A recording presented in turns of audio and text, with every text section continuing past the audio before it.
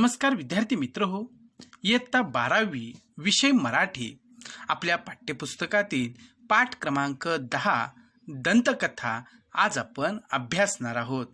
शब्दार्थांसह संपूर्ण पाठाचे सोप्या भाषेत स्पष्टीकरण देण्याचा प्रयत्न या व्हिडिओमध्ये मी केला आहे. चला तर मग आपण एक विनोदी लेख दंतकथा आपण अभ्यासूया. सर्वप्रथम दंतकथा या पाठाच्या लेखकांचा आपण परिचय करून घेऊ. दंतकथा या पाठाचे लेखक आहेत वसंत सबनीस.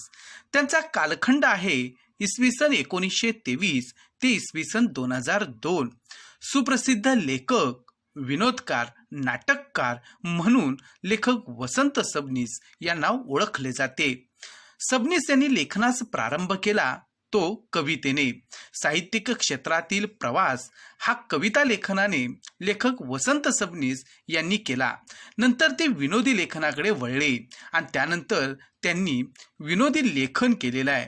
पानदान, चिल्लर खुर्दा, भारूड, मिरवणूक, पंगत, आमची मेली पुरुषाची जात असे त्यांचे विनोदी लेखसंग्रह प्रसिद्ध आहेत. खांदेपालट, पखाल, आत्याबाईला आल्या मिशा, थापाड्या, विनोदी द्वादशी, बोका झाला संन्यासी हे त्यांचे प्रसिद्ध कथासंग्रह आहेत. सोबती हा त्यांचा व्यक्तिचित्र संग्रह, तर माहेश्वरी हा आत्मपर लेखांचा संग्रहही प्रसिद्ध आहे. विनोदी लेखनाबरोबरच त्यांनी अनेक नाटके, एकांकिका व लोकनाट्ये लिहिली. वसंत सबनीस यांनी जसं विनोदी लेखन केलेलं आहे तसंच अनेक नाटकांचं, एकांकिकांचं आणि लोकनाट्यांचं लेखन सुद्धा केलेलं आहे. त्यांची बरीच नाटकं ही रंगभूमीवरती गाजलेली सुद्धा आहेत. राजकीय भाष्य व चतुर संवाद यामुळे त्यांचे विच्छा माझी पुरी करा हे लोकनाट्य विलक्षण लोकप्रिय झाले. आणि त्यांनी जी काही लोकनाट्ये लिहिलेली आहेत त्यापैकी विच्छा माझी पुरी करा हे लोकनाट्य खूपच लोकप्रिय असं लोकनाट्य आहे. प्रेक्षकांनी क्षमा करावी, चिलखतराज जगन्नाथ हे त्यांचे एकांकिका संग्रह आणि गुदगुल्या हा त्यांचा बालकथा संग्रहही प्रसिद्ध आहे. आपण दंतकथा या पाठाची थोडक्यात मध्यवर्ती कल्पना समजावून घेऊया. दंतकथा हा एक विनोदी ललित लेख आहे. विद्यार्थी मित्र हो, दंतकथा म्हणजेच कल्पित कथा. आणि इथे दंतकथा या शब्दाचा अर्थ आपण दातांशी संबंधित कथा असा घ्यायचा आहे. हा एक विनोदी लेख आहे. दाताचे दुखणे खूपच त्रासदायक असते, त्यामुळे कोणत्याही माणसाची अवस्था अगदी केविलवाणी होते. मात्र अशा गंभीर विषयातील प्रसंग लेखकाने नर्मविनोदी शैलीत मार्मिकपणे टिपले आहेत.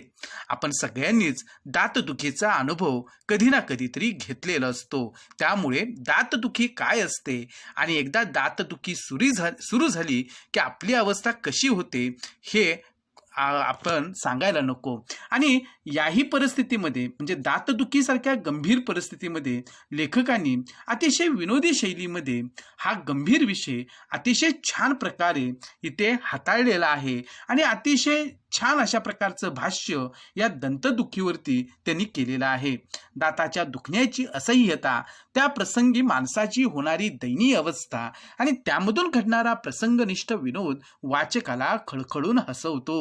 म्हणजे एकदा दातदुखी सुरू झाली की खरंच आपल्याला ती सहन होण्याच्या पलीकडची असते आणि अशा वेळेला आपली अत्यंत दयनीय अवस्था, वाईट अवस्था होत असते. आणि या जेव्हा ही दातदुखी सुरू होते तेव्हा काही ना काहीतरी नेमकं काहीतरी घडत असतं. आणि लेखकांच्या बाबतीमध्ये सुद्धा या दातदुखीच्या वेळेला जे अनेक प्रसंग घडले तर या प्रसंगांमध्ये सुद्धा त्यांची विनोदबुद्धी ही जागृत होती आणि त्यांनी या विविध प्रसंगांचं अतिशय विनोदी पद्धतीनं या पाठामध्ये लेखन केलेलं आहे. आणि हे लेखन वाचल्यानंतर आपल्याला प्रत्येकाला नक्की त्या ठिकाणी हसू येईल एवढं सामर्थ्य या लेखामध्ये नक्की आहे. वास्तवाला जोडून येणारी अतिशयोक्ती, कधी आढळणारी विसंगती, तर कधी मराठीतील म्हणी, वाक्प्रचार आणि शाब्दिक कोट्या यांचा लेखकाने विनोद निर्मितीसाठी कल्पकतेने केलेला वापर या पाठातून अभ्यासता येईल. आणि अतिशय छान प्रकारे या विनोदी लेखाची मांडणी केलेली आहे. हे लेखन करत असताना वास्तवाला जोडून येणारी अतिशयोक्ती ही फार महत्त्वाची असते. अतिशयोक्ती असावी पण खरं तर त्याच्यामध्ये सुद्धा जो सच्चेपणा आहे तो असायला पाहिजे. आणि इथे दातदुखी हे एक वास्तव आहे आणि त्याला जोडून त्यांनी केलेली अतिशयोक्ती शब्दांच्या साह्यानं ही खरंच त्या ठिकाणी खूप मोठा विनोद निर्माण करणारी इथं ठरलेली आहे.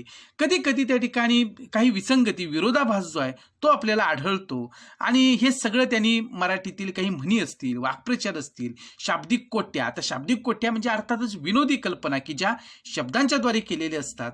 या सगळ्यांचा वापर लेखकानं अतिशय कल्पकतेनं विनोद निर्मितीसाठी केलेला आपल्याला दिसून येतो. चला तर मग आपण प्रत्यक्ष दंतकथा हा विनोदी लेख अभ्यासूया. पहा लेखक काय म्हणतात. मानवी देह पंचमहाभूतांचा बनलेला आहे असे म्हणतात. ज्या ज्ञानी मंडळींना मानवी देहात पंचमहाभूते दिसली त्यांना सहावे महाभूत कसे दिसले नाही याचे मला राहून राहून नवल वाटते. या सहाव्या महाभूताला सामान्यांच्या भाषेत दात असे म्हणतात.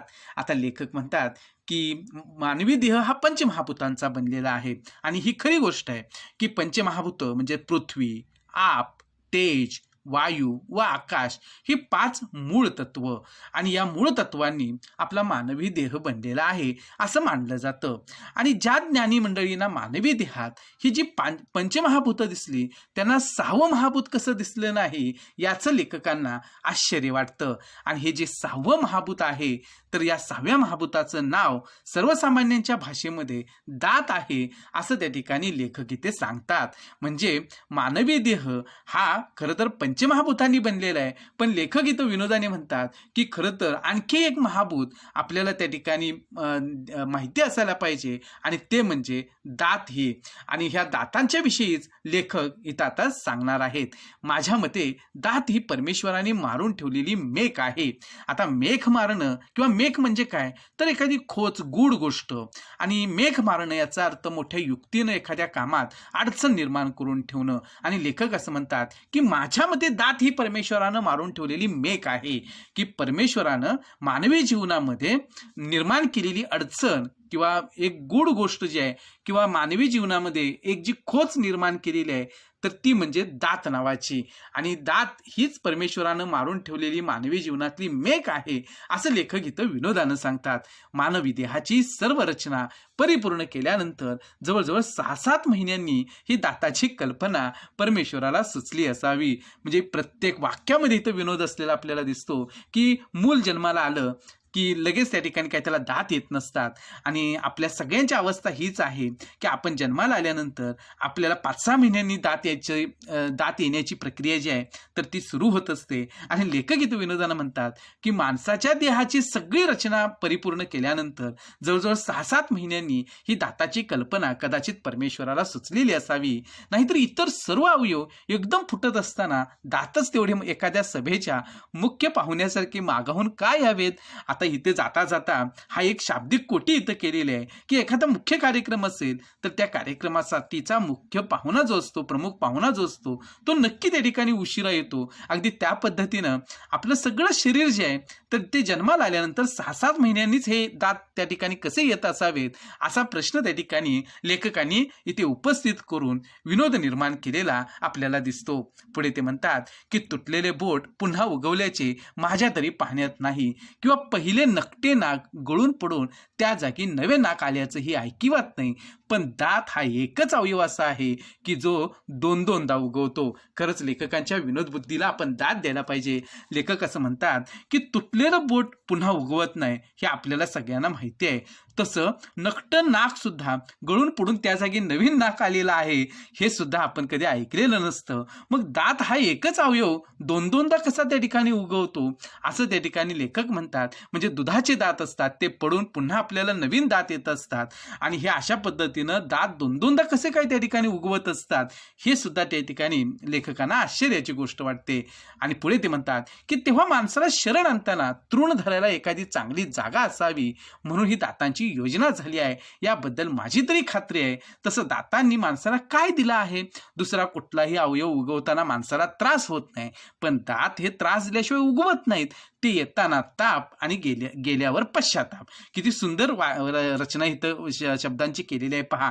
आणि त्याच्यातून किती छान असा विनोद जो आहे तर तो निर्माण झालेला आपल्याला इथे दिसून येतो आहे. की लेखक म्हणतात की माणसालाच त्या ठिकाणी दात नावाची ही गोष्ट जी आहे ती एवढ्यासाठी परमेश्वराने दिलेली आहे की माणसानं आपल्याला त्या ठिकाणी शरण यायलाच पाहिजे. आता दाती तृण धरणं या वाक्प्रचाराचा अर्थ शरण येणे असा आहे. आणि अशी एखादी तरी जागा असली पाहिजे की माणसानं आपल्याला शरण यायला पाहिजे. आणि म्हणून परमेश्वरानं ही दातांची योजना केलेली असावी असं लेखक म्हणतात, किंवा त्याबद्दल माझी खात्री आहे असं ते सांगतात. आणि पुढे ते असं म्हणतात की दातांनी माणसाला काय दिलंय असा कधी प्रश्न तुम्हाला पडतो का? आणि खरंच काय दिलेलं आहे की दुसरा कुठलाही अवयव उगवताना माणसाला कधीच त्रास होत नाही, पण दात मात्र हे त्रास दिल्याशिवाय खरंच उगवत नाहीत. आणि लेखकांचा जो अनुभव आहे तो आपल्या प्रत्येकाला येतो. आणि म्हणून ते म्हणतात की हे दात जे आहेत ते येताना आपल्याला ताप देतात आणि गेल्यावर सुद्धा पश्चाताप देतात. कारण असून खोळावा नसून घोटाळा अशीही दातांची परिस्थिती असते. दात असतो तेव्हा जर त्या ठिकाणी दातदुखी तयार झाली तर हे दात नकोत असं वाटतं. आणि जेव्हा दात खरोखर एखादा पडून जातो तेव्हा त्या ठिकाणी खाण्याचे सुद्धा वांदे होऊन जातात. आणि मग आपल्याला खाता सुद्धा येत नाही. तर मग वारंवार आपल्याला दातांची आठवण होते. म्हणजे येताना सुद्धा ताप आहे ह्या दातांचा आणि गेल्यानंतर सुद्धा पश्चाताप आहे. अशा पद्धतीची परिस्थिती ही दातांच्या बाबतीमध्ये असते असं लेखक इथं विनोदानं म्हणतात. पुढे म्हणतात की मला स्वतःला तर दातांबद्दल मुळीच प्रेम वाटत नाही, कारण लहानपणी मला दात येत असताना त्यांनी घरातल्या माणसांना रडवलं होते म्हणे. आणि लेखक म्हणतात की मला वैयक्तिक सांगायचं तर दातांबद्दल खरंच प्रेम वाटत नाही, कारण मला जे काय आत्तापर्यंत लहानपणाच्या माझ्या काही गोष्टी मला ज्या काही सांगितलेल्या आहेत तर त्याच्यामध्ये लहानपणी जेव्हा मला दात येत होते तेव्हा सगळ्या घरातल्या माणसांना मी रडवलेलं होतं अशी माझ्याविषयीची आठवण जी आहे तर ती मला त्या ठिकाणी सांगितली गेलेली आहे. आणि मग ह्या दातांबद्दल खरंच मला कधीच प्रेम वाटत नाही, कारण लहानपणी मला येत असताना यांनी त्रास दिला आणि त्या त्रासामुळं घरातली माणसं सुद्धा त्या ठिकाणी रडलेली होती. आणि असं हे दातांबद्दल लेखकांना लहानपणापासून सांगितलं गेलेलं आहे. अर्थात हे सर्वस्वी खरं असेलच असं नाही. आणि लेखक म्हणतात की कदाचित हे सगळं खरं असेलच असं नाही, कदाचित त्याच्यात अतिशयोक्ती सुद्धा असू शकेल. परंतु त्या ठिकाणी दात येत असताना मला त्रास झालेला होता आणि त्यामुळं माझ्या रडण्यामुळं असेल किंवा माझ्या ओरडण्यामुळं असेल किंवा माझ्या त्रास देण्यामुळं असेल की घरातली माणसं सुद्धा रडकुंडीला आलेली होती असं जे काही सांगितलं जातं तर ते खरोखर सत्य पण असेल. सगळंच जरी खरं नसलं तरी काही भाग मात्र नक्की खरा असेल. त्यांच्याबरोबर मीही रडलो असलो पाहिजे. आणि लेखक म्हणतात की जेव्हा अशा पद्धतीनं घरातली माणसं रडलेली असतील तेव्हा मी सुद्धा नक्की रडलेलो असेल. त्याशिवाय का घरातली माणसं रडणार आहेत? दात आल्यानंतरही मी दिसेल त्याला चावत असे अशी एक दंतकथा ऐकून अजूनही कित्येक नातेवाईक माझ्यापासून दूर पळतात. आणि लेखकांच्या लहानपणीची एक गोष्ट जी आहे तर ती लेखक इथं नमूद करतात की जी त्यांना मोठेपणी सांगितली गेलेली आहे. की ते असं म्हणतात की जेव्हा मला लहानपणी दात येत होते तेव्हा त्या ठिकाणी दिसेल त्याला मी चावत असे आणि त्यामुळं माझ्या जवळचे नातेवाईक सुद्धा माझ्या जवळून दूर पळून जायचे. आणि अशा प्रकारची ही दंतकथा माझ्या बाबतीतली तर ती त्या ठिकाणी मला माहिती आहे. आणि अशा पद्धतीनं हे जे काय दात आहेत ते जेव्हा येत होते तेव्हा दात सळसळण्यामुळं जे काय लहान मुलांच्या बाबतीमध्ये काही ना काहीतरी चावावंसं त्यांना वाटतं. आणि अगदी तशाच पद्धतीनं लेखक सुद्धा सगळ्यांचा चावा घेत असायचा. आणि अशा पद्धतीची लेखकांच्या बाबतीतली ही जी काही गोष्ट आहे तर ती ते इथं सांगतात. आता मी दिसेल त्याला मुळीच चावत नाही. आणि लेखक म्हणतात आता मात्र मी दिसेल त्याला खरंच मुळीच चावत नाही, कारण चावण्याची हौस अनेकदा स्वतःचीच मनगटे चावून चावून भागली आहे. आणि लेखक इथं विनोदानं म्हणतात की आता मात्र माझ्या बाबतीमध्ये मी असं काही कुणाला चावण्याचा प्रयत्न करत नाही, कारण चावण्याची हौस जी आहे ते अनेकदा स्वतःचीच मनगट चावून चावून माझी भागलेली आहे. आता अशा पद्धतीने लेखक म्हणतात याचा अर्थ एवढाच घ्यायचा आहे की स्वतःचीच मनगट चावणं म्हणजे आपल्या शत्रूविरुद्ध काही करता न आल्याने मनाची तडफड होणे. आणि लेखक म्हणतात की आता मी हतबल होतो कधी कधी की शत्रूचा जरी मला राग आलेला असला तरी मला काही करता येत नाही. लहानपणी बरं होतं की मी कुणाचा ना कुणाचा तरी राग आल्यानंतर दातांनी चावा घ्यायचो, परंतु आता मात्र मला तसं करता येत नाही, कारण अशा पद्धतीनं चावण्याची हौस अनेकदा स्वतःची मनगट चावून घ्यावी लागते. आणि ती आता हौस माझी खरोखर भागलेली आहे. आणि मी आता असंही झालेलं आहे की मी शत्रूचं काही वाकडं करू शकत नाही, पण माझ्या दातांनी मला एकदा एवढा उपद्रव दिला आहे की त्या मानाने दुसऱ्यांना झालेला उपद्रव काहीच नाही. आणि म्हणूनच दातांबद्दल मला दातात धरता येईल एवढा सुद्धा आदर राहिलेला नाही. आता लेखकांनी तर इथं आणखीन त्या ठिकाणी विनोद निर्मिती इथं केलेली आपल्याला दिसून येते. लेखक असं म्हणतात की दातांनी मला इतका त्रास दिलेला उपद्रव दिलेला आहे की इतरांच्या मानानं म्हणजे दुसऱ्यांना झालेला जो काही उपद्रव असेल तर तो काहीच नाही.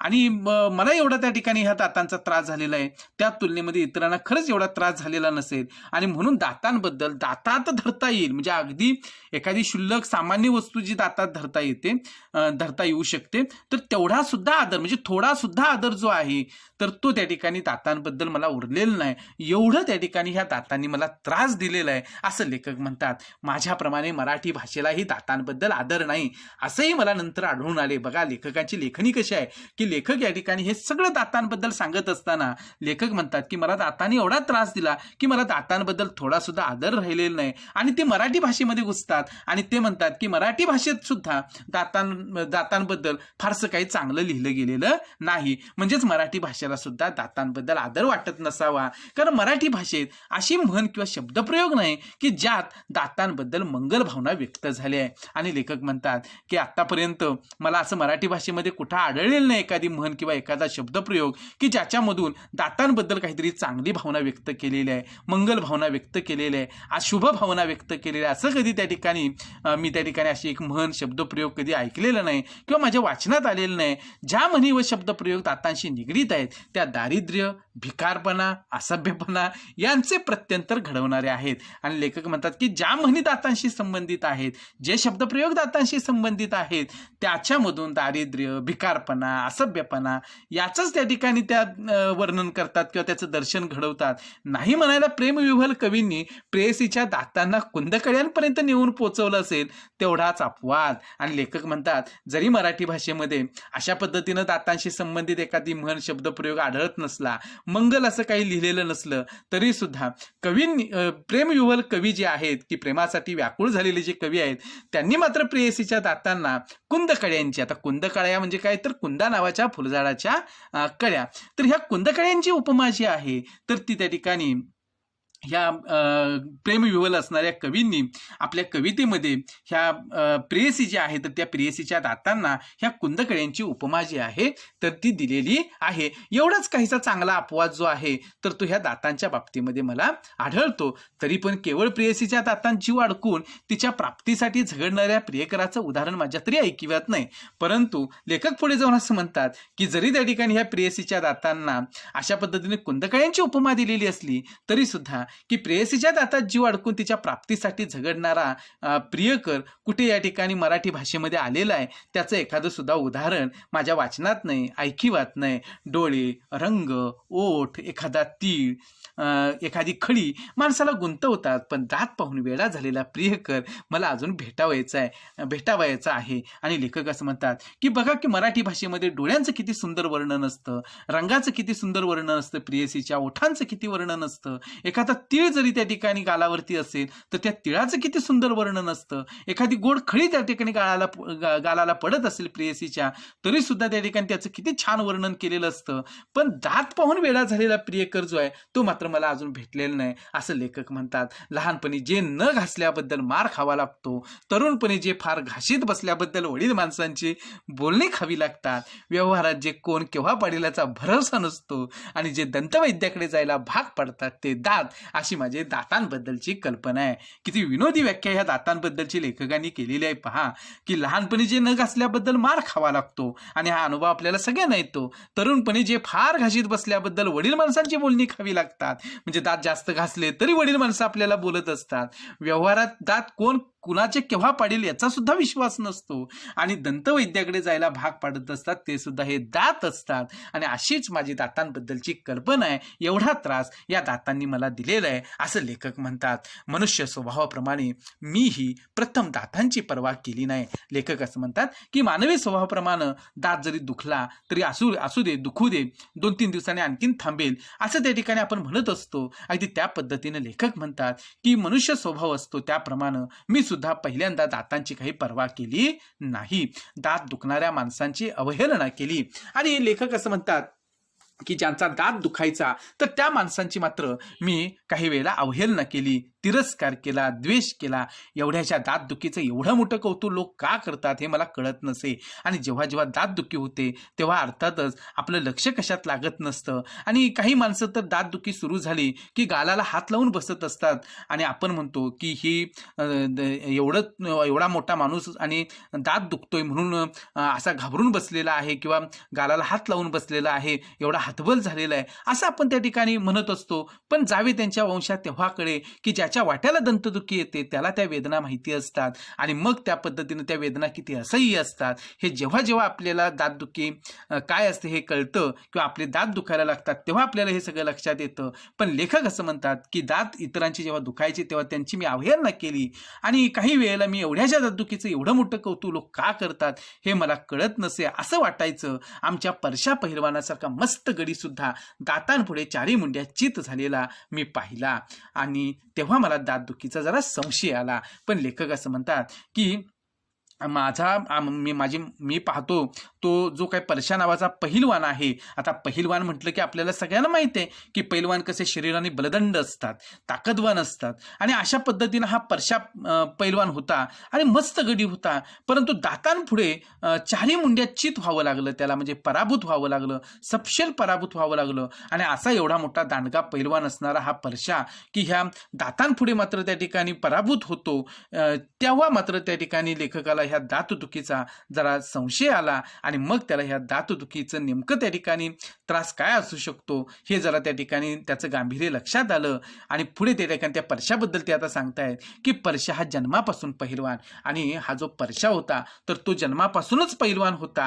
म्हणजे त्याच्या अगदी अंगामध्ये ही पहिलवानकी अगदी त्याच्या जन्मापासूनच होती. रानात अनेकदा लांडग्याशी एकटा झुंजलेला, ताकद काय तर रानात अनेकदा त्यानं त्या ठिकाणी लांडग्याशी एकट्यानं झुंज दिलेली होती. अनेक लांडग्यांचं सुळे नुसते काठीच्या तडाख्याने पाडणारा हा गडी नेहमी अशा ऐटीत चालायचा की जसा काय वनराजच. आणि लेखकच म्हणतात की हा परशा पहिलवान की लांडग्यांशी एकट्यानं त्या ठिकाणी तो एकटा झुंज द्यायचा आणि ह्या लांडग्यांचे सुळे म्हणजे जे बाहेर आलेले दात जे आहेत मोठमोठाले तर ते सुद्धा नुसत्या काठीच्या तडाख्यानं हा परशा पहिलवान जो आहे तर तो पाडायचा आणि अशा काही ऐटीत चालायचा की जणू त्या ठिकाणी वनराजच चालतोय. म्हणजे वनराज म्हणजे आपल्याला सगळ्यांना माहिती आहे की वनांचा राजा म्हणजे सिंह छाती इतके पुढे काढायचा की अनेकदा आधी त्याची छातीत दिसायची आणि अर्ध्या मिनिटांनी त्याचा चेहरा दिसायचा. आणि त्याची चाल अशी असायची की तो छाती इतकी पुढे काढून चालायचा की काही वेळेला त्याची पहिल्यांदा पुढे अगोदर छातीच दिसायची आणि अर्ध्या मिनिटांनी त्याचा चेहरा दिसायचा. अशा पद्धतीनं छाती पुढे काढून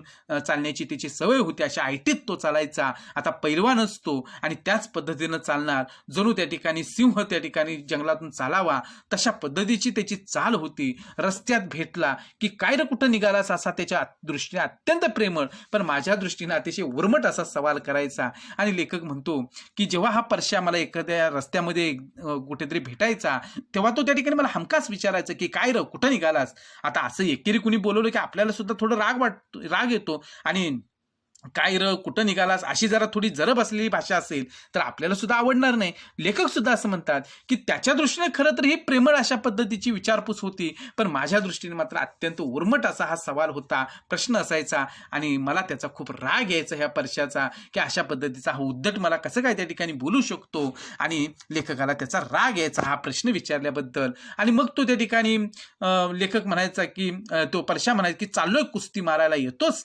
आणि तो त्या लेखक असं म्हणायचं की मी कुस्ती मारायला चाललोय, तू माझ्याबरोबर येतोच का कुस्ती असं म्हणतो. अत्यंत विकट हास्य करायचा. आणि लेखक असं म्हणतात की जेव्हा असं मी त्याला म्हणायचो की चाललोय कुस्ती मारायला तू माझ्याबरोबर येतोच का तेव्हा कुस्ती असं काहीतरी तो उच्चारायचा शब्द आणि एक विकट हास्य जे आहे तर तो करायचा. एक भयानक हास्य, भयंकर असं हास्य तो करायचा. आणि अरे अगोदर माशी तर मार नाकावरली मग कुस्तीचं बघू. आणि अत्यंत तुच्छ समजायचा तो लेखकाला आणि म्हणायचा अरे अगोदर माशी तर नाकावरची मार आणि मग नंतर कुस्तीचं बघूया असं म्हणून माझ्या खांद्यावर मोठ्या प्रेमाने दणका द्यायचा. पण गंमत अशी की दणका मला दिला तरी लागायचं त्याला. आणि लेखक असं म्हणतात की तो अशा काही पद्धतीनं मला तुच्छ समजायचा की माझ्या प्रत्येक त्या ठिकाणी गोष्टीला तो कमी लेखायचा. आणि अशा पद्धतीनं कधी कधी संवाद व्हायचा आणि तेव्हा लेखकाच्या खांद्यावरती मोठ्या प्रेमानं तो दणका द्यायचा. पण गंमत अशी लेखक म्हणतात की तो दणका जरी त्यानं मला दिलेला असला तरी लागायचं मात्र त्याला. आता त्याचं कारण पुढे लेखक सांगतात सांगतात की लई हाडं आहेत तुझ्या अंगात, दगडावानी लागतात हाताला, असं त्यानं म्हटलं की हाडाच्या बाबतीत का होईना पण आपण त्याच्या वरचढ आहोत याचाच आनंद अधिक वाटायचा. आणि लेखक असं म्हणतो की माझ्या अंगात सगळी हाडच होती की त्याच्यासारखा प्रकृतीनं मी काय धट्टाकट्टा नव्हतो, आणि त्यामुळं हा परशा जेव्हा मला अशा पद्धतीनं प्रेमानं दणका द्यायचा तेव्हा खरं तर त्या ठिकाणी दणका जरी त्यानं मला लागण्यासाठी दिलेला असला तरी लागायचं मात्र त्यालाच, कारण माझ्या शरीरात सगळी हाडच असायची आणि ती त्याला दगडावानी लागायची. आणि हे परशानं सुद्धा त्या ठिकाणी सांगितलेलं होतं. आणि त्यामुळे लेखक असं म्हणतो की परशाच्या इतर बाबतीमध्ये आपण कमी असू परंतु हाडाच्या बाबतीमध्ये का होईना पण आपण ह्या परशापेक्षा नक्की श्रेष्ठ आहोत. आणि याचा जो आनंद आहे तो त्या ठिकाणी लेखकांना व्हायचा. आपल्या ताकदीची मस्तीची परशाला फार घमेंड होती. आणि हा जो काही परशा होता त्याला त्याची जी काही ताकद होती त्या ताकदीची मस्तीची प्रचंड घमेंड होती, अहंकार होता. स्वतःचा उल्लेख करताना तो सिंह म्हणायचा आणि स्वतःचा उल्लेख करताना तो स्वतःला सिंह म्हणून घ्यायचा. स्वतःला सिंह म्हणून घेण्यात त्याला अभिमान वाटायचा आणि मोठ्या अभिमानानं तो त्या ठिकाणी स्वतःला सिंह म्हणून घ्यायचा. आणि ते त्याला आवडायचं. काय परशा यंदा कशी काय तयार आहे असं कुणी विचारलं की त्याचं उत्तर ठरलेलं असायचं, सिंहाला काय भ्या आहे वय कुणाचं. आणि त्या ठिकाणी कुणीतरी ह्या परशाला असं विचारलं की काय परशा यंदा कशी काय तुझी तयारी झाली कुस्तीची, म्हणजे एखादं कुस्तीचं मैदान असेल तर त्याच्यापूर्वी असं कुणीतरी विचारायचं. त्यावरती हा परशा लगेच उत्तर द्यायचा की शिवाला काय भ्या आहे वय कुणाचं आणि सिंहाला काय कुणाचं भ्या असण्याचं कारण आहे, भीती असण्याचं कारण आहे. शिव मातीत उतरला की लांडगी कोल्ही पाक पशार होत्यात. आणि अशा काही पद्धतीनं हा परशा उत्तर द्यायचा की तो म्हणायचा की एकदा माझ्यासारखा सिंह मातीत उतरला की मग आजूबाजूची लांडगी असतील कोल्ही असतील सगळी त्या ठिकाणी पसार होतात, निघून जातात, पळून जातात. शिवाला आल्यात लई झोप लागतीया आणि सिंहाला आता अलीकडं फार चांगली झोप लागतीया. अशा भाषेत तो नेहमी स्वतःबद्दल बोलायचा. म्हणजे हा स्वतःला खूप ताकदवान समजायचा आणि आपल्याला त्या ठिकाणी टक्कर देऊ शकेल असा कोणी त्या ठिकाणी प्रतिस्पर्धीच नाही असं तो त्या ठिकाणी सांगत असायचा. त्याला दात घासायचा विलक्षण कंटाळा असे आणि अशा ह्या परशाला दात घासण्याचा मात्र खूप कंटाळा होता. 4-8 दिवसांतून एकदा केव्हा तरी दात घासण्याचं सोंग करायचा आणि 4-8 दिवसातून केव्हा तरी एकदा दात घासण्याचं तो सोंग करायचा, नाटक करायचा. त्याबद्दल मी एकदा सहज त्याला विचारलं की परशा तू दात घासीत नाहीस वाटतं रोज. आणि लेखकाने एकदा त्याला त्याबद्दल विचारलं की अरे परशा तू रोज दात घासत नाहीस वाटतं, शिव काय दात घासतो होय कधी, असं त्यानं ताडकन उत्तर दिलं. आणि त्याच्या नेहमीच्या शैलीमध्ये ह्या परशानं लेखकाला लगेच उत्तर दिलेलं होतं, अरे सिंह काय कधी दात घासत असतो का जंगलामध्ये, आणि मी तर सिंह आहे आणि मला दात घासण्याची काय गरज आहे आणि मला काय होतंय. अशा पद्धतीचा आविर्भाव त्याच्या बोलण्यामध्ये असायचा. असा हा सिंहासारखा उग्र व बलदंड परशा एके दिवशी सपाटून मार खाल्लेल्या कुत्र्यासारखा समोरून येत होता. आता सपाटून मार खाणं म्हणजे भरपूर मार खाणं. आणि इथं लेखक असं म्हणतात की असा हा सिंहासारखा अत्यंत बलदंड असणारा परशा जो आहे तर तो सपाटून मार खाल्लेला एखादा कुत्रा त्या ठिकाणी समोरून यावा तशा पद्धतीनं एकदा पुढून येत होता. त्याची ऐट, त्याचा दिमाग, त्याची घमेंड यांपैकी कशाचाही मागमूस त्याच्या चेहऱ्यावर दिसत नव्हता. आणि परशाचं आजचं दिसणं मात्र खूपच वेगळं होतं की त्याची जी सिंहासारखी चालण्याची ऐट होती, त्याचा जो दिमाग होता, त्याच्या चेहऱ्यावरची जी घमेंड होती तर त्याचं कुठेच त्या ठिकाणी त्याच्या चेहऱ्यावरती मागमूस दिसत नव्हता. कुठल्याच खानाखुणा त्याच्या चेहऱ्यावरती यापैकी कशाचेच दिसत नव्हत्या. कुस्तीत हारला तरी कधी असा दिसला नव्हता. आणि लेखक असं म्हणतात की परशा एखाद्या कुस्ती मैदानामध्ये हारला, कुस्ती कुणाबरोबर प्रतिस्पर्ध्याबरोबर हारला तरी सुद्धा त्याच्या चेहरा अशा पद्धतीचा कधी दिसला नव्हता. जवळ जाऊन मी विचारलं आणि लेखकाला शंका आली की असा का त्या ठिकाणी परशाचा चेहरा झालाय. आणि म्हणून जवळ जाऊन परशाला त्याने विचारलं की काय पहिलवान काय झालं आज, अहो पहिलवान काय झालं आज, असं का त्या ठिकाणी चेहऱ्यावरती तुमच्या नाराजी आहे, असं काहीतरी लेखकाने विचारलं. केविलवाना चेहरा करून म्हणाला. आणि हा परशा अतिशय केविलवाना चेहरा करून काय म्हणतोय, दात्र काल रातच्या धरणं असा ठणकतोया, काही एक सूचनाचं झालं या. आणि हा परशा जो आहे की पैलवान गडी आणि तो काय म्हणतोय लेखकांना, दातानं एवढं त्या ठिकाणी ठणक धरलेली आहे की कालपासून मला काहीच सुचत नाही, एवढा त्या ठिकाणी दात ठणकतोय, दुखतोय. अरे सिंहाचे दात कधी दुखतात होय, मी जरा थट्टेनं म्हणालो. आणि या वेळेला मात्र लेखकानं त्याचाच डायलॉग जो आहे तर तो बोललेला आहे, त्याला त्या ठिकाणी त्याच भाषेमध्ये सुनावलेला आहे की अरे तू तर सिंह आणि सिंहाचे दात कधी दुखतात दुखतात होय, आणि अशा पद्धतीने तू स्वतः सिंह आहेस आणि स्वतःला म्हणून पण सिंह घेतोस, आणि सिंहाचे दात कधी दुखत असतात का? आणि असं थोडीशी थट्टा करण्याच्या उद्देशानं लेखक बोलला, कसला सिंह घेऊन बसलास मर्दा, ह्या दातानं सिंहाचा पार बकरा करून टाकला या, असं म्हणून त्यानं त्याच्या दात दुखीची दर्दभरी कहाणी मला सांगितली. आणि हा परशा काय म्हणतोय लेखकाला, अरे कसला सिंह घेऊन बसलास की ह्या दातानं माझ्यासारख्या सिंहाची पार बकरी करून टाकली. अरे आणि अशा पद्धतीनं दात दुखीचा किती त्रास त्याला होतोय, ही सगळी करुण कहाणी जी आहे तर ती त्यानं त्या ठिकाणी लेखकांना सांगितली. आणि अखेरीस म्हणाला, अरे शिवच नव्ह, नरसिंह आला तरी दातामुळं त्याचं काही चालायचं नाही. आणि सपशेल माघार जे आहे, सपशेल पराभव जो आहे ह्या दातांपुढं या परशानं इथं स्वीकारलेला आपल्याला दिसतो. तो म्हणतो, अरे शिवच नव्हे तर अगदी नरसिंह आला, प्रत्यक्ष परमेश्वर जरी आला तर ह्या दातासमोर त्याचं काहीच चालायचं नाही. अशा पद्धतीची ही दाताची ठणक आहे. अशा पद्धतीनं हा परशा जो आहे तर तो आपला पराभव मान्य करतो. मला त्यावेळी परशाचं हसू आलं, पण काही काळानंतर माझाही चेहरा जेव्हा परशा झाला तेव्हा माझा नक्षा पार उतरला. आणि लेखक असं म्हणतात की मला हे जेव्हा परशा असं सांगत होता तेव्हा खरंच परशाचं हसू आलं, पण काही काळ निघून गेल्यानंतर माझाही जेव्हा परशा झाला तेव्हा माझा नक्षा पार उतरला. आणि जेव्हा माझ्या वाट्याला ही परशासारखी दातदुखी आली तेव्हा मात्र माझाही अभिमान गळून पडला. माणसाला मरण आणि दातदुखी चुकवताच येत नसावी. आणि लेखकांनी इथं एकीकडं आपल्याला मानवी जीवनातल्या ह्या गोष्टी सांगितलेल्याच आहेत मरणासारख्या, पण ते विनोदी पद्धतीनं सांगितलेलं की माणसाला मरण आणि त्याचबरोबर दातदुखी सुद्धा खरंच चुकवता येत नसावी. किंबहुना दात ह्या इंद्रियाचं एक कार्य दुखणं हेच असावं. आणि लेखक म्हणतात की दात नावाचं जे इंद्रिय आपल्याला परमेश्वरानं दिलेलं आहे की त्याचं एक काम जे आहे ते दुखणं हेच असावं. जन्मात एकदाही दात न दुखलेला मनुष्य मला तरी अजून आढळलेला नाही. आणि लेखक म्हणतात की जन्मात एकदाही दात ज्या माणसाचा दुखला नाही असा एकही माणूस मला आजपर्यंत काही त्या ठिकाणी आढळलेला नाही.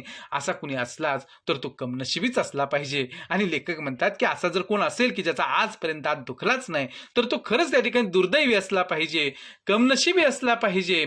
आणि ब्रह्मांड पाहण्याचा योग त्याच्या नशिबी नाही. आणि दात दुखायला लागल्यानंतर आपल्याला अवकाशातील संपूर्ण विश्व जसं दिसतं, ब्रह्मांड जसं दिसतं, तसं काही त्या माणसाला पाहता आलेलं नाही. त्यामुळे तो खरंच कमनशिबी म्हटला पाहिजे, दुर्दैवी म्हटला पाहिजे, अभागी म्हटला पाहिजे. आणि दात दुखल्यानंतर आपल्याला नक्की त्या ठिकाणी ब्रह्मांड दिसतं. आणि माणसाच्या जन्माला आल्यानंतर ही दातदुखी जी आहे तर ही दातदुखी जेव्हा आपल्या वाट्याला येते तेव्हा अवघं विश्व पाहण्याची संधी आपल्याला मिळते, असं विनोदी पद्धतीने इथं लेखक म्हणतात. अनेक वर्षे समोर येईल ते मिटल्या डोळ्यांनी चावणारा माझा दात एके दिवशी काही कारण नसताना ठणकू लागला. आणि लेखकांनी आता त्यांच्या दातदुखीबद्दल सांगायला सुरुवात केलेली आहे. ते असं म्हणतात की अनेक वर्षे आतापर्यंत जे ते ज्या ठिकाणी समोर येईल ते सगळं त्या ठिकाणी मिटल्या डोळ्यांनी चावणारा माझा हा दात आता कारण नसताना मात्र अचानकपणे ठणकू लागलेला होता. असा ठणकू लागला की त्यांनी माझी अवस्था हिनदिन झाली. आणि अशा पद्धतीनं काही त्या ठिकाणी हा दात माझा दुखायला लागला की खरंच माझी स्थिती अतिशय हिनदिन झाली, वाईट झाली. दात ठणकू लागल्याबरोबर मी पहिली गोष्ट कोणती केली असेल तर ती ही की ज्यांच्या दाढदुखीची अवहेलना केली होती त्या सर्व माणसांची त्यांच्या दात व दाढांसकट मनातल्या मनात क्षमा मागितली. आणि लेखक म्हणतात की आत्ता माझ्या वाट्याला जी दातदुखी आलेली होती तर त्याच्यामुळं दातदुखी काय असते, दात दुखायला लागल्यानंतर त्याची ठणक काय असते, त्याच्या वेदना काय असतात हे मला आता नक्की कळलं. आणि त्यामुळं यापूर्वी ज्यांच्या दाढदुखीची मी अवहेलना केली तर त्या सगळ्या माणसांची त्यांच्या दात व दाढांसकट मी मनातल्या मनात खरंच माफी मागितली. आणि खरंच त्यांना त्या ठिकाणी अशा पद्धतीने मी त्यांची अवहेलना करायला नको होती, कारण दातदुखी काय असते हे जोपर्यंत आपण स्वतः अनुभवत नाही तोपर्यंत आपल्याला कळत नाही. आणि आज जेव्हा लेखकाच्या वाट्याला ही दाढदुखी आली तेव्हा त्या ठिकाणी ज्यांची त्यानं थट्टा केलेली होती दातदुखीवरून त्या सगळ्यांची त्यानं मनातल्या मनात माफी मागितली. दात दुखायला लागला की तो मुळापासून दुखू लागतो. आणि लेखक म्हणतात की एकदा दात दुखायला सुरुवात झाली की खरंच तो मुळापासून दुखायला लागतो. किंबहुना दाताला मूळ असते हे फक्त तो दुखायला लागला म्हणजेच कळतं. आणि लेखक विनोदानं म्हणतात की दाताला सुद्धा मूळ असतं बघा. खरं तर झाडं, वनस्पतींची मुळं जमिनीमध्ये असतात, तसं त्या ठिकाणी दाताला सुद्धा मूळ असतं हे फक्त आपल्याला कधी लक्षात येतं तर तो जेव्हा दुखायला लागतो तेव्हा. माझा दात जेव्हा दुखायला लागला तेव्हा तर माझी खात्रीच झाली की आपण आरोग्यशास्त्राच्या पुस्तकात पाहिलेले दाताची चित्र आणि प्रत्यक्ष आपले दात यात फार फरक असला पाहिजे. आपल्या दाताला मूळ नसून झाडासारख्या मुळ्या असल्या पाहिजेत आणि त्या हिरड्यांत सर्वत्र पसरल्या असल्या पाहिजेत. आणि लेखक म्हणतात की जे जे काही त्या ठिकाणी आरोग्यशास्त्राची जी पुस्तकं असतात आणि त्याच्यामध्ये जे काही दाताचं चित्र असतं तर त्या दातामध्ये आणि आपल्या प्रत्यक्ष असणाऱ्या दातामध्ये खूप फरक असला पाहिजे. कारण दाताला मूळ नसून झाडासारख्या मुळ्या आपल्या असल्या पाहिजेत आणि सगळ्या हिरड्यांमध्ये त्या मुळ्या पसरलेल्या असल्या पाहिजेत. नाहीतर सगळेच दात दुखत असल्याचा भास मला का व्हावा आणि एक दात ठणकत होता पण सगळेच दात दुखत असल्यासारखं मला त्या ठिकाणी भास होत होता, तो का होईल? याचाच अर्थ ह्या जे काही दात असतात त्याच्या मुळ्या ज्या असतात त्या सगळ्या हिरड्यांमध्ये पसरलेल्या असतात असं मला वाटतं, असं लेखक म्हणतात. प्रत्येक दाताला हात लावून पाहिल्यानंतर ज्या दाताने शंख करायला लावला, आता शंख करणं म्हणजे ओरडणं, आणि जेव्हा दात दुखायला लागतो तेव्हा सुद्धा आपण प्रत्यक्ष कुठला दात दुखतो आहे हे जरा थोडंसं दाताला हात लावून पाहतो. तसं लेखक म्हणतात की मी प्रत्येक दाताला हात लावून पाहिलं तेव्हा तो दुखरा दात याची खात्री झाली. आणि जो त्या ठिकाणी हात लावल्यानंतर दुखतो तो जो काही दुखरा दात आहे तर तोच त्या ठिकाणी दुखणारा दात किंवा ज्याची वेदना आपल्याला होते तो हाच दात आहे याची मला खात्री झाली. दुसऱ्या दाताला लहानसा स्पर्श सुद्धा खपत नाही. बरे, हे दुखणं तरी साधं सरळ असावं तेही नाही. एखाद्या कवीच्या मनातील जिप्सीसारखा एखादा लाकूड तोड्या माझ्या दाताच्या मुळाशी खोल बसलेला असतो आणि तो एकामागून एक घाव घालीत असतो.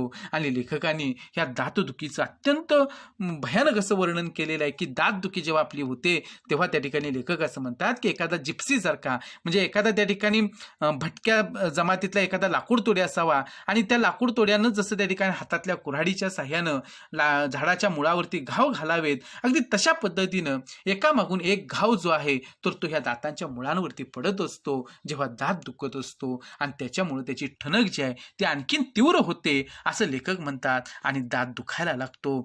असं म्हणतात की दिवसा सभ्य दिसणारी माणसं रात्री आपल्या खऱ्या रूपात फिरतात. दात हा अवयवही अशाच माणसांसारखा असावा. आणि लेखकानं मानवी जीवन आणि मानवी स्वभाव याच्यावरती इथं भाष्य केलेलं आहे की दिवसा आपल्याला सभ्य साधी सरळ वाटणारी माणसं सुद्धा आपल्या खरंच रात्रीच्या वेळेला त्यांचं खरं रूप आपल्याला दिसतं.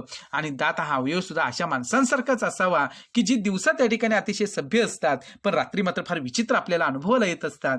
अगदी तशा पद्धतीनं हा दात सुद्धा अवयव ह्या माणसांसारखा असावा असं लेखक म्हणतात. नाहीतरी दिवसा अधूनमधून पण सभ्यपणे दुखणारा दात रात्री राक्षसासारखा अकराळ विकराळ का होतो? आणि लेखक म्हणतात की दिवसा ह्या दाताची दुखणाऱ्या ठणक जी असते ती अगदी साधी असते किंवा अगदी सौम्य असते, परंतु रात्रीच्या वेळेला मात्र एखाद्या राक्षस जसा अकराळ विकराळ दिसावा, भयानक दिसावा, तशा पद्धतीने ह्या दातांचं दुखणं का सुरू व्हावं?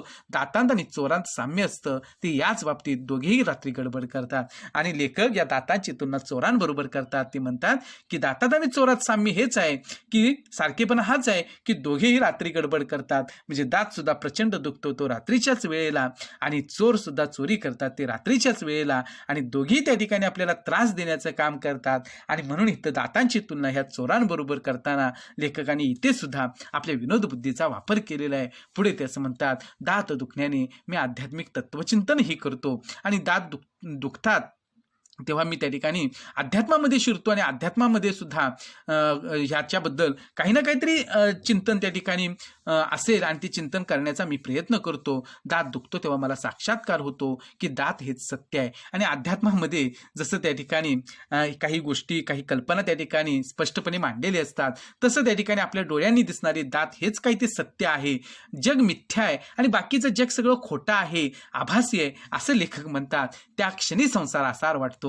आणि जेव्हा असं लेखकाच्या मनात विचार येतात तेव्हा हा संपूर्ण संसार जो आहे, संपूर्ण जग जे आहे तर ते त्या ठिकाणी त्यांना निरर्थक वाटायला लागतं, सारहीन वाटायला लागतं. नेहमी हव्यावेसे वाटणारे शेंगदाणे दगडासारखे बेचव लागतात आणि नेहमी त्या ठिकाणी खाण्यासाठी आतुर असणारे खाण्यासाठी आपले दात नेहमी शेंगदाणे खाण्यासाठी जसे आतुर असतात पण तेच शेंगदाणे दगडासारखे बेचव मात्र कधी होतात तर जेव्हा आपला दात दुखायला लागतो. बायको मुले हा केवळ भास आहे असं वाटतं. समोर येणारी एखादी सुंदरी डोळ्यांना जाणवतच नाही आणि दाताचा ठणका मला ब्रह्मांड आठवू लागतो आणि मग ब्रह्मांड दाखवू लागतो आणि आणि मग लेखक म्हणतात की जेव्हा दातदुखी सुरू होते तेव्हा सगळंच जग खोटं वाटायला लागतं. अगदी घरातली बायको मुलं सुद्धा त्या ठिकाणी केवळ भास आहेत असं वाटतं. कारण दातदुखीनं आपण पुरत्या हैराण झालेलो असतो आणि समोरून येणारी एखादी सुंदरी सुद्धा आपल्या डोळ्यांना जाणवत नाही, दिसत नाही. इतकं त्या ठिकाणी आपण दातांच्या दुखण्यामध्ये गुंतलेलो असतो आणि हा दाताचा ठणका जो आहे तो अख्खं ब्रह्मांड त्या ठिकाणी आपल्याला दाखवत असतो. रात्रभर माझ्या ब्रह्मांडाच्या 10-20 फेऱ्या तरी सहज होतात आणि रात्रभर ह्या दातदुखीनं इतकं त्या ठिकाणी हैराण केलेलं असतं लेखकाला की ह्या ब्रह्मांडाच्या 10-20 फेऱ्या तरी मी सहज मारलेले असतात असं लेखक म्हणतात. आणि पहाटे ब्रह्मांड मिथ्या असून दातच सत्य आहे याची पुन्हा एकदा जाणीव होते. आणि जेव्हा त्या ठिकाणी सकाळ होते, पहाट होते, तेव्हा लेखक म्हणतात की हे जे ब्रह्मांड आहे ते खरंच त्या ठिकाणी खोटं आहे आणि दात दुखणारे जे आहे तेच फक्त सत्य आहे. आणि एवढी जाणीव जी आहे ती मला ह्या दातदुखीमुळं व्हायची. माझ्याबद्दल लोकापवाद फार आणि लेखक म्हणतात की माझ्याबद्दल लोकांनी अकारण पसरवलेले गैरसमज सुद्धा खूप होते.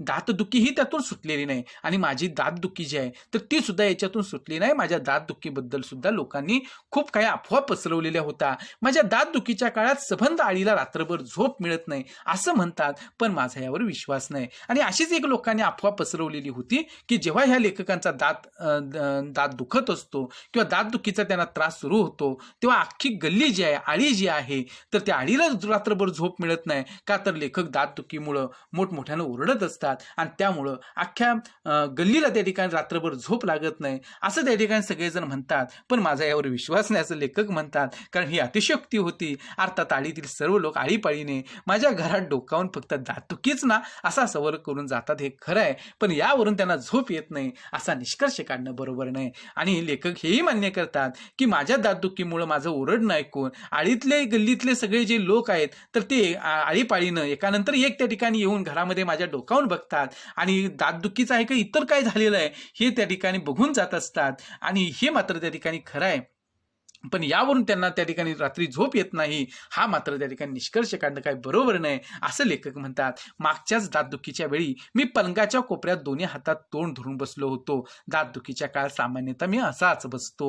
आता लेखक म्हणतात की मागच्या वेळेला जेव्हा दातदुखी सुरू झाली तेव्हा पलंगाच्या एका कोपऱ्यामध्ये दोन्ही हातात तोंड धरून मी बसलो होतो. आता अशाच पद्धतीनं जेव्हा दातदुखी सुरू असते तेव्हा आपल्या प्रत्येकाची हीच परिस्थिती असते. आणि लेखक सुद्धा जेव्हा जेव्हा दात दुखायचा तेव्हा सामान्यतः असाच बसलेला असायचा. चेहऱ्यावर बहुधा कुणीतरी नुकतीच थोबाडीत मारल्याचा भाव असावा. आणि असा ज्या वेळेला मी बसतो तेव्हा चेहऱ्यावरती भाव कसा असतो तर कोणीतरी येऊन माझ्या थोबाडात मारलेली असावी आणि अपराधीपणानं मी तिथं बसलेलो आहे अशा प्रकारचा भाव माझ्या चेहऱ्यावरती असतो जेव्हा ही दातदुखी सुरू होते. कारण मी आरशात पाहत नाही. तोंडातल्या तोंडात दाताला आरसा कशाला आणि तोंडात दाताला आरसा कशाला. आणि लेखक असं म्हणतात की मी अशा वेळेला आरशात सुद्धा बघत नाही, कारण तोंडातल्या तोंडात दाताला आरसा कशाला असं माझं मत आहे. मी घशातल्या घशात आवाज बंद करण्याचा प्रयत्न करून सुद्धा तो बंद होत नव्हता. घसा आणि जीभ फितूर झाली होती. आणि लेखक असं म्हणतात की माझा घसा, माझी जीभ सुद्धा मला फितूर झालेली होती. माझ्याशी त्यांनी दगाबाजी केलेली होती की ते सुद्धा मला साथ देत नव्हते. मी फारच मोठ्याने ओरडत होतो असं बायकोचं मत होतं. आणि माझ्या बाबतीतील बायकोचं मत हे बहुधा सबंध आळीचे मत असते. आणि लेखक इथे विनोदाने सांगतात की जेव्हा अशा पद्धतीनं माझी दातदुखी सुरू होते तेव्हा बायको मात्र त्या ठिकाणी मला असं म्हणत असते की मी फारच मोठ्यानं ओरडतो. आणि जेव्हा असं काहीतरी बायको माझी म्हणत असते माझ्याविषयी तेच मत गल्लीतल्या इतर सगळ्या मंडळींचं होतं. आणि असा सुद्धा अनुभव जो आहे तो ह्या दातदुखीबद्दलचा लेखक सांगतात. अहो केवढ्यांदा ओरडताय, लोकांना काय वाटेल, अशी दमदाटी बायकोशिवाय कोण करणार. माझा दात दुखतोय त्याला मी काय करू. पण शेजारी पाजारी माणसं राहतात, ती काय म्हणतील, अगदी लहान मुलासारखे काय थैमान घालताय. आणि मग या नवरा बायकोमधला हा संवाद सुरू असायचा की लेखक जेव्हा ओरडायला लागतात तेव्हा त्या ठिकाणी त्यांची बायको त्यांच्यावरती खसकन ओरडायची की एवढं मोठ्यानं कशाला ओरडताय. आणि लोकांना असं वाटेल की काय इतर दुसरं काय झालेलं आहे की काय. आणि अशा पद्धतीनं ती आपल्या नवऱ्याला म्हणजेच लेखकाला थोडंसं त्या ठिकाणी दमटवायची. आणि त्यावरती लेखक म्हणायचे की माझा दात दुखतोय आणि त्याला तरी मी काय करू, ओरडण्याशिवाय पर्यायच नाही.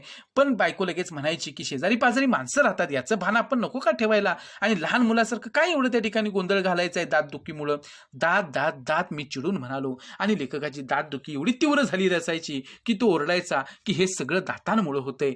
ते कळलं, तुला कळलं, सगळ्यांना कुठं कळलंय. आणि मग लगेच त्या ठिकाणी ते म्हणायचे की हे तुला कळतंय की दातदुखीमुळे मी हे सगळं ओरडतोय वगैरे, पण तुला जसं कळतंय तसं इतरांना कुठं कळतंय, सगळ्या जगाला का कळायला पाहिजे, थोडा तरी सोशिकपणा दाखवा ना म्हणते मी.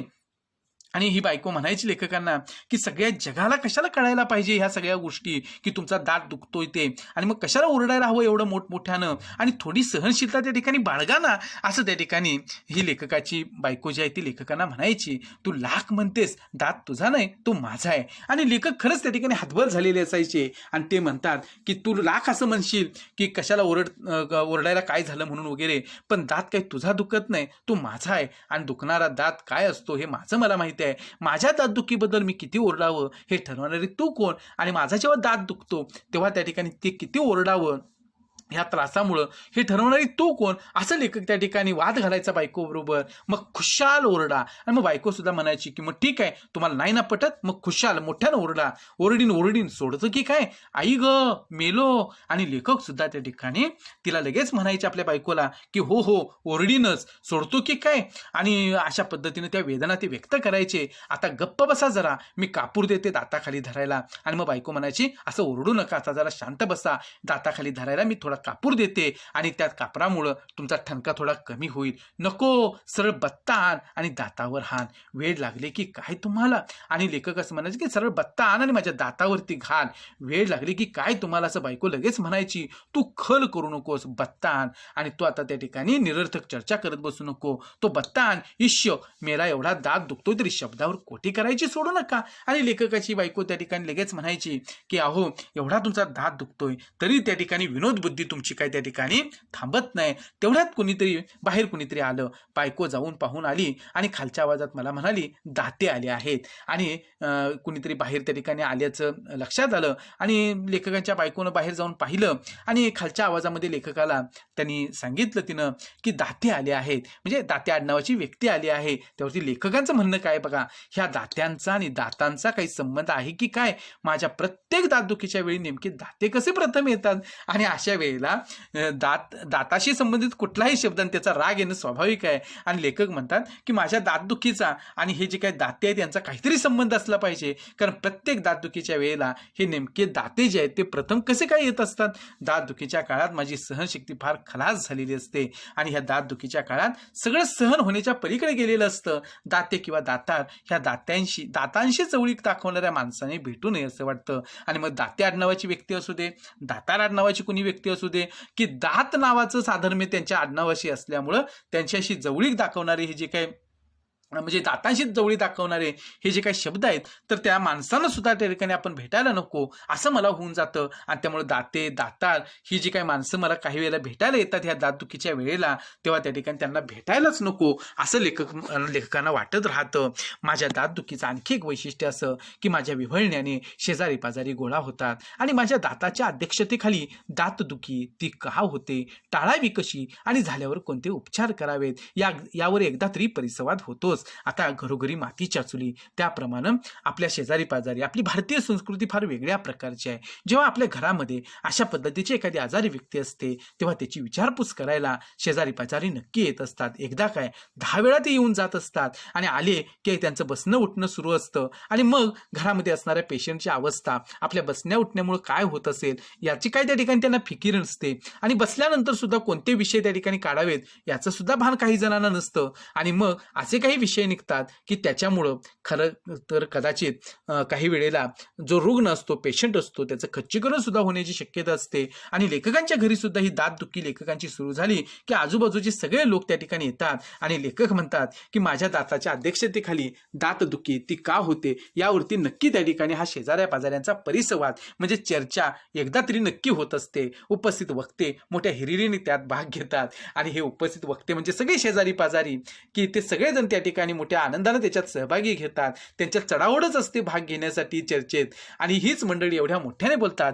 की माझं विव्हळणं त्यात बुडून जातं. आणि लेखक असं म्हणतात की माझी दातदुखीनं मी तर पुरता वैतागलेलो असतो आणि ह्या सगळ्या शेजाऱ्या पाजाऱ्यांचा परिसंवाद सुरू असतो आणि ती मंडळी एवढ्या मोठ्यानं बोलत असतात की माझं विव्हळणं जे आहे, ओरडणं जे आहे ते सुद्धा त्याच्यामध्ये बुडून जातं. माझा अनुभव असा की दातदुखीवरील चर्चेने दातदुखी मुळीच कमी होत नाही. आणि लेखक म्हणतात की दातदुखीवरती इतरांनी कितीही कितीही चर्चा केली तरी दातदुखी काही कधी कमी होत नसते. दातदुखीवरील खूप उपचार मला पाठ झाले आहेत आणि प्रत्येकजण काही ना काहीतरी उपचार सांगायचा. आणि लेखक म्हणतात की ह्या दातदुखीवर असणारे सगळे घरगुती उपचार असतील, डॉक्टरांचे उपचार असतील, ते सगळे मला पाठ झालेत. माझा दात दुखू लागला की मी बायकोला त्यातले काही उपचार करायला सांगतो आणि तीही आपलं काही उपचार करते.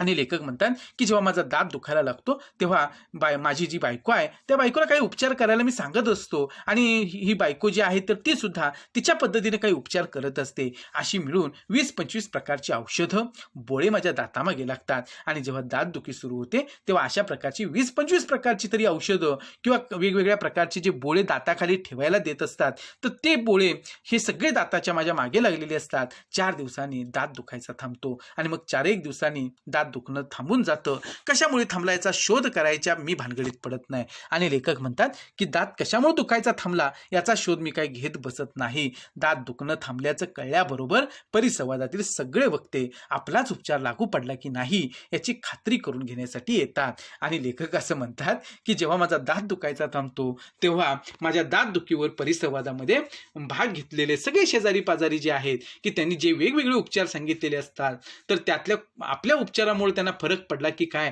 हे जाणून घेण्यासाठी पुन्हा लेखकाच्या घरी येत असतात. मी कुणाचंही मन दुखवत नाही आणि लेखकांना सुद्धा या गोष्टी सवयीचे झालेल्या आहेत आणि ते सुद्धा आपल्या शेजाऱ्या पाजाऱ्यांचं मन दुखवत नाहीत. प्रत्येकाला त्यानं सुचवलेल्या उपायानेच गुण आल्याची कबुली देऊन मोकळा होतो आणि प्रत्येकानं त्यांनी जो काही उपाय सांगितलेला आहे तोच मी केला आणि त्याच्यामुळे मला गुण आला, माझी दातदुखी थांबली असं लेखक त्याला त्या ठिकाणी सांगून मोकळे होतात. सगळे खुश होतात, ऐकणारा सुद्धा खुश होतो. दंत आघाडीवर सर्वत्र सामसूम होते. एखाद दुसरा महिना जातो आणि पुन्हा तोच दात, तोच ठणका आणि तेच उपचार यांचा पुन्हा प्रयोग होतो. आणि लेखक म्हणतात की अशा पद्धतीने एकदा दात दुखायचा थांबला की सगळीकडे मग शांतता पसरते. एखाद दुसरा महिना कसा तरी जातो आणि पुन्हा तोच दात, तोच ठणका, तेच उपचार हे पुन्हा त्या ठिकाणी मागं तसं पुढे सुरू होतं. या सगळ्याला कंटाळून शेवटी मी दाताचा प्रश्न कायमचा सोडवण्याच्या दृष्टीने तो दातच काढून टाकण्याचा निर्धार जाहीर केला. आणि लेखक म्हणतात की शेवटी या सगळ्या गोष्टीला मी कंटाळलो आणि हा दातदुखीचा कायमचा प्रश्न सोडवण्यासाठी तो दातच काढून टाकण्याचा मी निर्णय घेतला. अनेकांचा सल्ला घेऊन आणि अनेक दंतवैद्यांचे चेहरे पाहून त्यातल्या त्यात बऱ्यापैकी दंतवैद्य गाठला.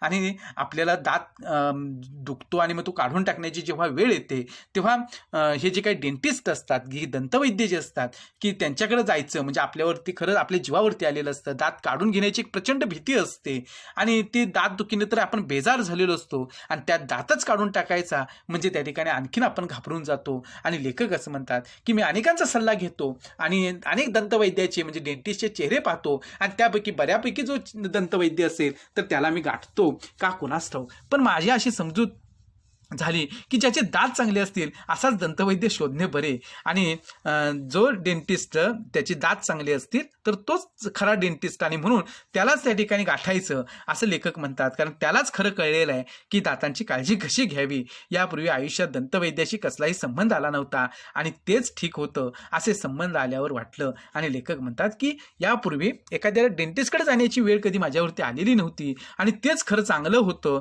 आणि आत्ता जेव्हा मी कडे गेलो, दंतवैद्याकडे गेलो तेव्हा आलेला अनुभव जो आहे तर तो खरंच त्या ठिकाणी खूप वाईट असतो आणि मग आतापर्यंत जो काही संबंध आला नाही तेच चांगलं होतं असं लेखक म्हणतात. मी त्याला भेटून सारी दंतकथा सांगितली आणि लेखक म्हणतात की माझी दंतकथा म्हणजे माझ्या दात दुखण्याविषयीच्या सगळ्या गोष्टी ज्या असतील त्या मी डॉक्टरांना सांगितल्या. दात काढून टाकण्याचा माझा विचार दंतवैद्या इतका दुसरा कोणालाच पसंत पडला नाही. आणि लेखक म्हणतात की दात काढून टाकण्याचा माझा जो निर्णय होता तो त्या डेंटिस्ट शिवाय दंतवैद्याशिवाय इतर कुणाला त्या ठिकाणी पसंत पडलेला नव्हता. आता डेंटिस्ट जे असतात त्यांचा उदरनिर्वाहच त्याच्यावरती अवलंबून असतो आणि शिवाय दात काढून टाकणं हे काम तेच करणार असतात आणि त्यांना एखादा अशा पद्धतीचा पेशंट मिळणं गरजेचं असतं. आणि मग त्या दंतवैद्याला सुद्धा हा लेखकांचा निर्णय जो आहे तर तो पसंत पडलेला होता. इतर कोणाला त्या ठिकाणी तो निर्णय जरी पसंत नसला तरी डॉक्टरांना मात्र तो निर्णय पसंत पडलेला होता.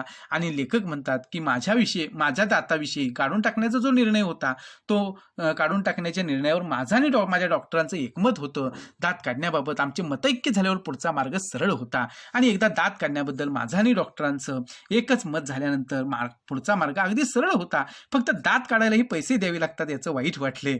आणि लेखक विनोदानं म्हणतात की आपलाच दात दुसऱ्यांना त्या ठिकाणी काढायला द्यायचं आणि तो दात त्यानं काढला म्हणून त्या ठिकाणी त्याला पैसे द्यायचे, हे खरंच खूप वाईट आहे हे.